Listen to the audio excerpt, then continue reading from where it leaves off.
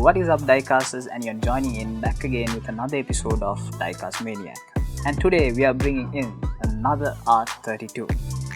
This is the Hong Kong Special Edition R32, which was released by Inno64, and this comes in Pandem Rocketbunny body kit.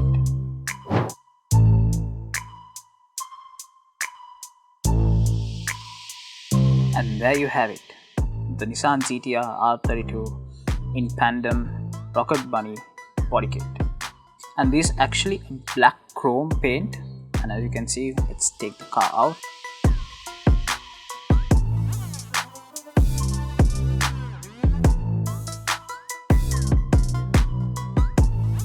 And as you can see, they have given the stage in metal and the Pandem plate in front and the Inno badge at the back.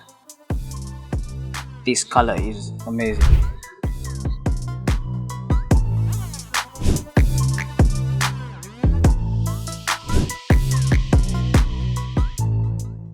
And hope you guys enjoyed the video, and like always, make sure to like the video, subscribe to our channel and hit the notification button to keep up with the latest news.